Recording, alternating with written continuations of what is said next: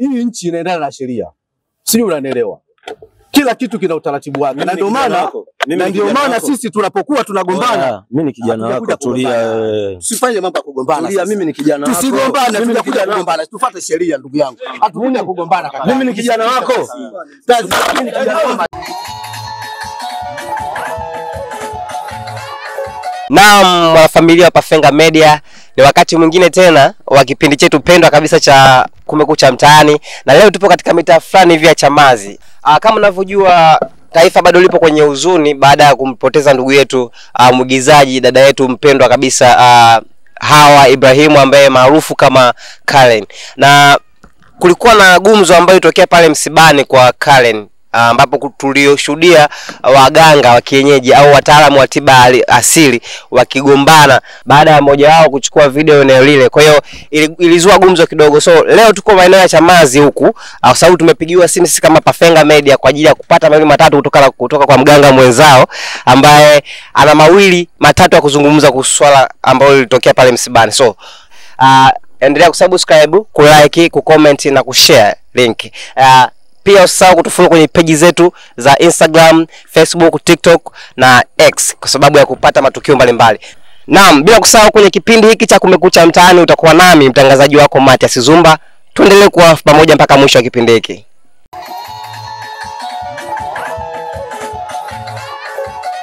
Okay, mpenzi mtazamaji wa Pafenga Media, hatimaye tumefika kwa mtaalamu wa tiba asili Afrika, Tanzania na East Africa kwa ujumla. Na tuko hapa kwa ajili ya kupata mawili matatu. Tumeitikia wito na atajitambulisha mwenyewe kwa majina yake na kisha tutaendelea. Karibu ndugu, ajili ya kujitambulisha na tuendelee. Naam, mimi kwanza karibuni sana kwa kuitikia wito wangu. Nashukuru sana, Mungu awabariki. Kwanza kwa majina naitwa Dr. Hamza Mekidadi. Mimi ni mzaliwa wa Kigoma, mimi ni Muha. Natoka Kigoma lakini kwa sasa niko hapa Dar es Salaam. Naam. Okay. Naam, ulipigia simu katika kituo chetu cha media ya Pafenga Media na ukalalamika kutokana na issue ambayo ilitokea katika msiba wa ndugu yetu, wa dada yetu ambaye alikuwa anafanya kazi ya filamu, mwigizaji dada yetu Hawa Ibrahimu au maarufu kama Karen. Kwa sababu pale katika msiba kulikuwa na sintofahamu, taharuki kwa watu kutokana na tukio la wale waganga wa kienyeji au wataalamu wa tiba asili kupigana msibani. Umeona, ambaye if I'm not mistaken alikuwa na Manyaunyao pamoja na Paz Genius. Walipigana kwa sababu ambazo hazifahamiki bado. Wewe unazungumziaje hili swala la wataalamu ambao tunawaona kama wanatusaidia katika jamii, katika tiba asili, kufanya kitendo kama kile na kuzua taharuki na tahamaki kwa watu? Unazungumziaje hilo? Kwanza kabisa nashukuru kwa hilo. Kwanza nashukuru kwa hilo. Sasa kwanza kabisa kitu walichokifanya katika msiba ule, sawa, kitu walichokifanya kile kama wataalamu na kama watibabu, kile kitu ambacho ni kitu ambacho ni cha hatari au ni kitu ambacho ni cha fedheha, kwanza kwa kuwafedhesha waganga au kutofedhesha sisi matibabu, sawa, kuonekana sisi hatuna maana, kuonekana sisi hatuna akili timamu, sawa, kuonekana sisi ni wauaji, hatujali, sawa.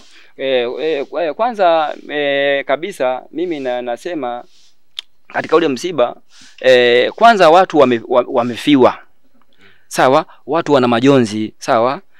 Wale majonzi, mtu akiwa na majonzi anahitaji nini? Kufarijiwa, sawa, anahitaji faraja manake, sawa. Na kutokana na mgonjwa mwenyewe ameuma muda mrefu sana, sawa, familia manake wameshapata maumivu makali sana katika mioyo yao, halafu nyinyi mnaenda kufanya vituko pale, mnaenda kuleta maigizo katika msiba huo. Ni vitu ambavyo havikubaliki, sawa, ni vitu ambavyo havikubaliki na havieleweki, sawa. Okay. Naam. Sasa kutokana na hali ya hewa jinsi ilivyo, au na mazingira jinsi yalivyo, hakuna, kwa sababu nimesikia kauli zao, kauli ya mtu mmoja ya huyu bwana huyu Pazi, sawa. Pazi anasema mimi mgonjwa nimemhudumia mimi mpaka mgonjwa anaondoka, sawa, katika mikono yangu. Sasa Sasa swali linakuja sasa, wewe kama mgonjwa umemhudumia mpaka anaondoka kwenye mikono yako, pale ndio ilitakiwa uwe na majonzi, sawa? Yani uumie kwa sababu ni mtu ambaye ni mtu wa karibu yako, sawa? Sasa kama mtu wewe umhudumia mgonjwa halafu mgonjwa anaondoka duniani, halafu baadaye unatangaza kupiga watu risasi, sasa tunakuchukuliaje hapa? Okay, pia tunaona kwa taarifa za mwisho dada yetu marehemu Karim alikuwa ameenda India kwa ajili ya matibabu. Je, inaruhusiwa kwa waganga au wataalamu wa tiba asili kuchanganya tiba ya kizungu na tiba asili? Hiyo inaruhusiwa kuchanganya tiba, kwa sababu daktari unaweza ukaona bana mgonjwa huyu hana ugonjwa wa nini, labda hana ugonjwa wa kienyeji, sawa? Hawana ugonjwa wa kienyeji, la manake hakuna kitu cha asili ambacho kinachosumbua katika mwili huu, sawa? Labda kuna mambo ya kibiology ambayo inahitajika akapate, sawa? Anaweza akaenda. Lakini nirejee mwanzo kwamba huyu bwana aliongelea mara ya kwanza akasema mimi hawa watu niliwaita, sawa? Wakati mgonjwa bado anaumwa, sawa? Nikawaita lakini hawakunisikia mpaka wakampeleka mgonjwa kwenye operation, sawa? Yeye kama daktari, kama daktari kweli yeye, sawa? Alikuwa na uwezo wa kulisitisha lile kama daktari kweli bingwa. Maana yeye anajiita ni genius, anajiita ni bingwa. Alikuwa na uwezo wa kulisitisha lile, sawa? Wa kulisitisha lile. Angekuwa na uwezo hata kama umegundua yule ana mnyama, sawa? Alikuwa na uwezo wa kumtibia yule mnyama, kumsambaratisha akiwa mbali yeye. Akafanya kazi hiyo, sawa? Na wakaenda hospitali, sawa? Wakashindwa kuona, ukaita mkanganyiko, wakashindwa kumtibia, wakamrudisha kwake kama daktari bingwa, sawa? Sasa sisi tunapata wasiwasi, sawa? Mgonjwa ameshaondoka na kwanza kusema nilikuwa namtibia mimi, nimemsaidia mimi, hata familia inaona. Sasa familia inaona nini? Sawa? Familia inaona mtu ameshaondoka, inaona kitu gani? Sawa? Yule mtu kwanza kihalisia kabisa, sawa? Kihalisia kabisa yule mtoto, sawa? Kweli maradhi aliyomuondosha ni maradhi ya sitofahamu, sawa? Yule mtoto kwa kuwa yeye alisema kwamba mimi huyo mgonjwa mimi nilikuwa nimeshamtibia, nimefanya nini, lakini yule bwana hakufanya chochote, sawa? Na maradhi yale wakati wanafanya anasema nimemtibia, nimesaidia, nimemuondosha vitu. Yule mgonjwa nikwambieni sasa, yule mgonjwa awali kabisa yule mgonjwa alikuwa ameshachukuliwa, sawa? Yule mgonjwa alikuwa ameshachukuliwa, sawa?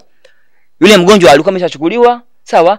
Kilichokuwa kimebakia yule angefanya kazi ya kumrudisha, sio kwamba kumsafisha nini? Unamsafisha mtu ameshachukuliwa hayupo, sawa? Huwezi kumtibia mtu ambaye hayupo kwa sababu yule ashachukuliwa. Maana kilichofanyika kwa sababu ile ni kazi ambayo mimi nimeangalia, sawa?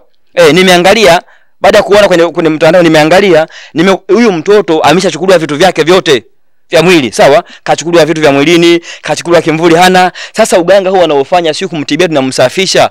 Umeona? Ilikuwa kwanza kurudisha vile vitu ambavyo ni vya kwake kwanza, arudishe kimvuli chake, halafu ndio hivyo huyo mgonjwa aanze kutibika. Hata kama akafanyiwa operation, manake ilitakiwa ifanyike jambo la kumrudisha kwanza yule mgonjwa, sawa? Hata kwenda kufanya operation, manake waenda kufanya operation ya kitu ambacho sicho. Hawakwenda kumfanyia mtu sahihi operation, sawa? Wameenda kumfanyia operation mtu ambaye amekwisha chukuliwa, sawa? Sasa hawa waganga, hawa wataalamu, hawa wenzetu, sawa? Haya majigambo kwenye mitandao, kwa sababu tumezoea tunasikia mambo mengi sana, ni waganga, ni wataalamu, hakuna mtu mwingine kama wao, lakini sivyo. Okay. Tunavyofahamu kwa upande wa tiba asili tunashirikisha mizimu, si ndio? Na ukiangalia kilichozua taharuki pale katika msiba wa dada yetu Karim, marehemu Karim, ilikuwa ni ugomvi wa waganga wawili. Miswati, wale waganga walikuwa wote wanamtibia mtu mmoja. Kila mmoja anakuwa na tiba yake na masharti yake. Na the same kwa mtu mwingine anakuwa na tiba yake na masharti yake. Vipi mwingiliano wa tiba, yani mizimu inaruhusiwa ni kuingilia yani matibabu, yani kuingiliana ni kimizimu inaruhusiwa hiyo, au ndio imepelekea tatizo lile kubwa? Yani brother, nikwambie kitu kwanza, ni kukatisha kwanza, sawa? Kwa pale, sawa? Kwa pale kati ya wale watu wawili pale hakuna mganga pale. Sawa? Kati ya wale watu wawili wale hakuna mganga, hakuna falme, sawa? Hakuna mfalme, sawa? Mfalme wa mitandaoni, sawa? Hakuna kitu kama hicho. Sawa? Kwa sababu tena amekwenda mbali sana na kuwaingilia mpaka wazee wetu wanasema hakuna mganga ambaye ukikuta mganga na nyumba mbovu. Wapo wazee wetu wanatibia matibabu, wanafanya matibabu makubwa sana. Wanakuja mawaziri Wanakuja wabunge, mtu anakuambia ni mbunge anakuambia mtu nikutoe nikupeleke kule, akwambia hapana mimi nabaki hapa. Kama nikunijengea nyumba, nijenga nyumba kule, lakini mtu yuko yuko pale pale. Sasa hivi ni vitu ambavyo huyu bwana mdogo huyu bwana Pazi, mimi namuita ni bwana mdogo. Sawa? Anaingilia vitu ambavyo sivyo. Sawa? Kama unafanya mambo yako ya kuharibia, wewe haribu mwenyewe mambo yako, usije ukawachanganya na watu ukasema si ukikuta watu bana nyumba ni mbovu, wewe sio mganga. Sawa? Kwanza nyumba ni mbovu. Kwanza sisi wenyewe kwanza tuna mashaka kwanza na utajiri wake wenyewe. Sawa? Anasema kwanza mimi naona mimi nini, sawa, kujigamba, sawa. Tuna mashaka na utajiri wake, sawa. Tuna mashaka na utajiri wake kwa sababu mambo yanayoendelea ni makubwa sana, ni mazito sana, na mambo anayofanya ni mazito sana mbele za kadamnasi, mbele za watu, sawa. Umegusia hapo kwenye swala la utajiri, kumiliki vitu vya thamani. Ni kitu gani ambacho kinasababishaga waganga wa kienyeji wasiruhusiwe kuwa na vitu vya thamani, au ni masuala ya kimizimu zaidi? Hapana, sio kwamba hawaruhusiwi kuwa na vitu vya thamani. Sawa, waganga wa kienyeji ni matajiri. Sawa? Mganga wa kienyeji ni tajiri kwa sababu ni mfalme, ni tajiri. Sawa? Unaweza ukamkuta mganga wa kienyeji kwa sehemu amekaa, sawa, lakini sehemu huko anaendesha mambo makubwa sana. Sawa, ile sehemu anafanya matibabu yake, ile sehemu ni asili. Sawa, anafanya matibabu yake, ile ndio sehemu yake ya matibabu. Sawa, lakini sehemu nyingine huko miradi anayoendesha miradi mikubwa sana ambayo wewe sio kwamba ni ya kwenye mitandao, sio kamekwenda hivi. Kuna watu wana magari, wana majumba, wana manini, wao wanamiliki vitu vikubwa sana. Sawa? Sasa ambacho nilichosema nina mashaka nacho kwa hiyo bwana mdogo, mashaka ambayo nilikuwa naye kutokana naye ni kutokana na masuala haya mara ya kwanza ilikuja tuhuma ya kwamba huyu bwana, sawa, ameua mtu nyumbani kwake. Sawa, na kwa mujibu wa mitandao na majirani wanasema ndio sio mara ya kwanza huyu bwana kufanya matukio haya. Sawa, kwa hiyo na kauli ambayo ile aliyoitumia kumwambia huyu mganga mwenzake huyu manyaunyau, sawa, akamwambia nitakupiga risasi. Wewe kama mganga unamwambia mwenzako nitakupiga risasi, manake kile kitu ambacho yule ameshazoea kuua watu manake. Sawa? Nashangaa sasa serikali hata kulifumbia macho, serikali walifumbia macho, wanamuona tu wanamuona tu, wanamchekea manake kwa masuala ya kipumbavu kama haya. Sawa? Kwa hiyo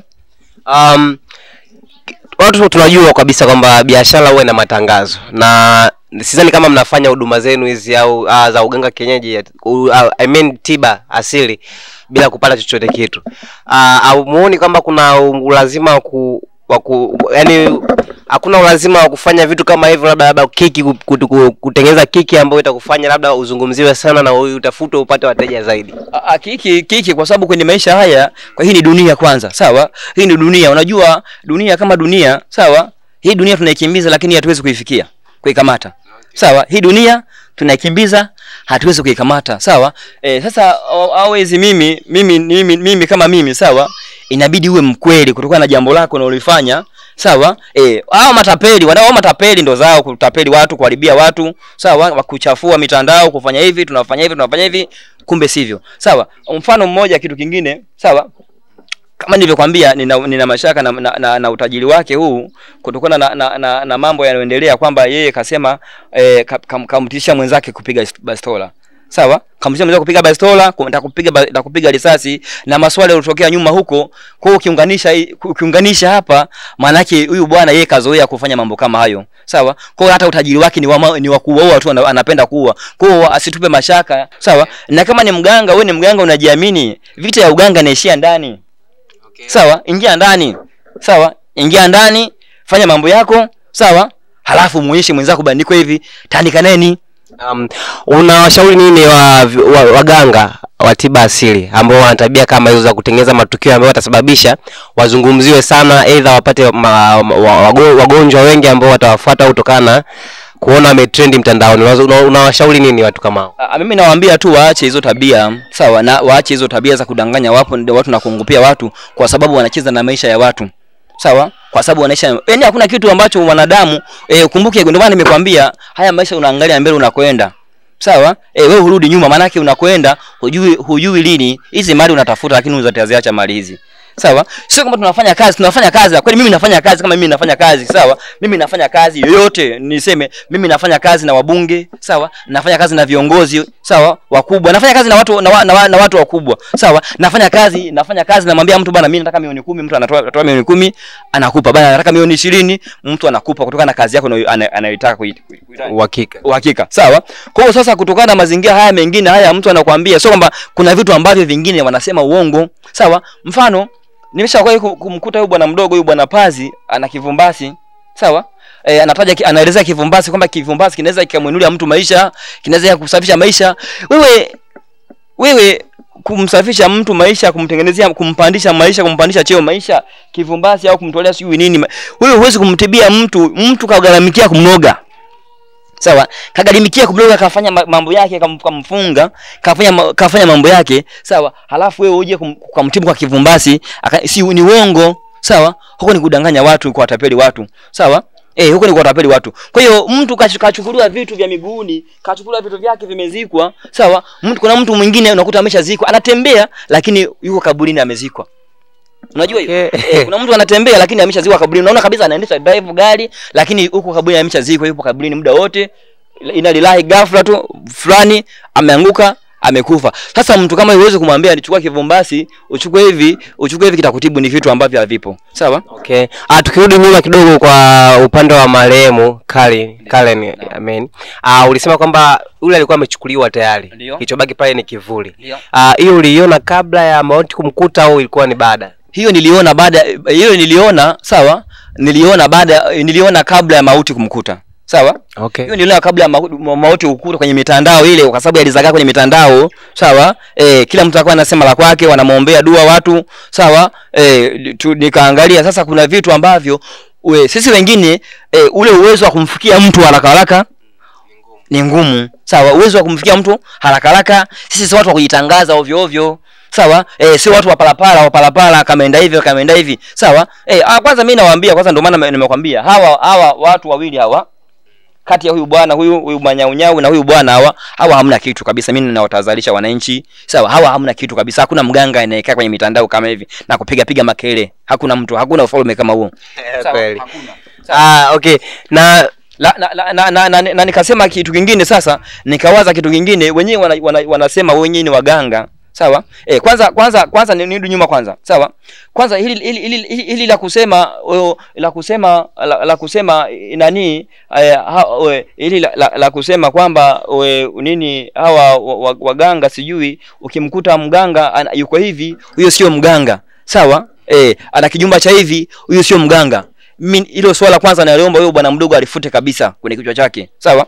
Alifute kabisa, alizike kabisa, yani kama ameliropoka. Sawa? Asirudie kabisa. Sawa? Na aombe radhi kwa hilo jambo lilotokea hilo la kusema sijui waganga sijui ukimta mganga. Mimi nasema hivi, sawa?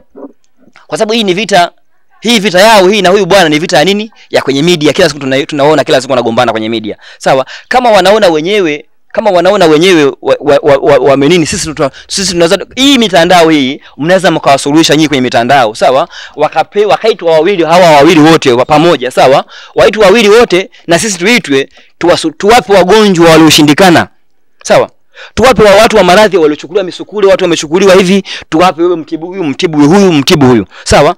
Ndani kuna magrupu, kuna wagonjwa ambao wanaumwa, wana maradhi ambayo wamehangaika sana, wanakosa sehemu za kupita. Sawa? Kwenye wana kazi ya kula hela za watu tu, kuwatapeli watu. Sawa? Kama kuna uwezekano tuwaite wale watu, sawa, tuwakusanye kwenye mitandao hii inayowatangaza hii. Sawa? Iwakusanye wagonjwa hao, wakipatikana 10 tuangalie sisi, sio wenyewe. Tuangalie bana, huyu anaumwa, huyu anaumwa hivi, huyu anaumwa hivi, huyu anaumwa hivi. Haya, tuwape, halafu tuwape siku bana, wewe mtibie huyu, wewe mtibie, wawatibu. Halafu sasa ndio wakae kwenye media waseme mimi ni mganga. Sawa? Sio maneno ya vijiweni tu, maneno ya mitandao, wanakuja kurupoka vitu ambavyo havina maana, wanakuja kutudhalilisha. Wanadhalilisha tiba hawa. Sawa? Okay.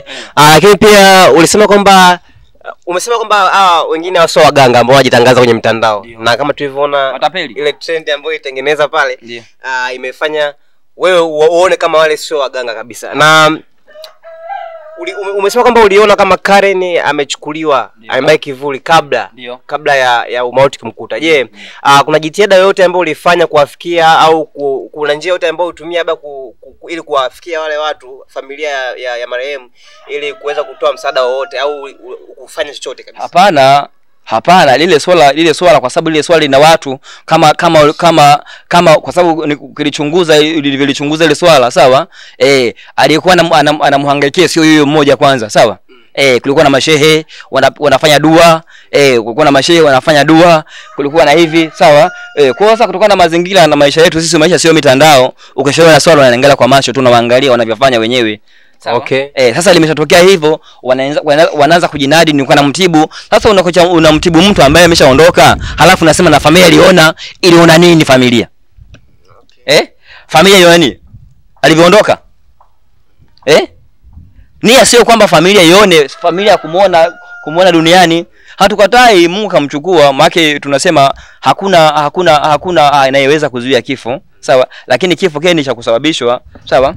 Hakuna kifo ni cha kusababishwa, sawa? Na sasa pamoja na hayo yametokea, isingekuepo taharuki tena ya kwanza kugombana kwenye mitandao, kwa sababu mimi nilikuwa namsaidia. Hayo hatukutaka kuyaona. Kwanza tayari watu wana huzuni kwenye msiba, mnaenda kupitishana risasi, kupigana risasi. Hivi ni vitu ambavyo ni too much, ni vitu ambavyo tumevichoka kuviona kwanza, sawa? Okay. Kwa mujibu wa maelezo hayo, ni kwamba Karen atakuwa kifo chake kina utata, kwamba itakuwa ni ushirikina umetumika.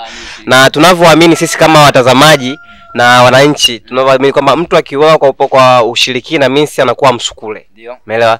Na msukule unaweza kurudishwa. Ndio. Si ndio?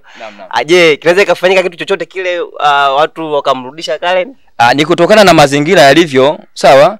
Ni kutokana na mazingira yalivyo ya familia, sawa? Mtapokana familia mkaangalia bwana, huyu bwana kifo chake hichi kiko hivyo, sawa? Mkakaa mkajadiliana mkakaa, sawa? Ni vitu ambavyo vinawezekana tu. Ni vitu ambavyo vinawezekana. Yaani kwa hao wengine wapiga makelele tu kwenye mitandao, hauna chochote, sawa? Kutapeli Waarabu, kutapeli watu, wanatapeli watu kwenye mitandao ndio kazi yao tu, sawa? Kwa hiyo wewe kama Dr. Hamza, awali unasema amechukuliwa, kama na kazi hapo kwa sababu gani? Mimi kama mtu amechukuliwa anaweza kurudishwa. Si ndio? Sasa tunaweza tukamrudisha Karen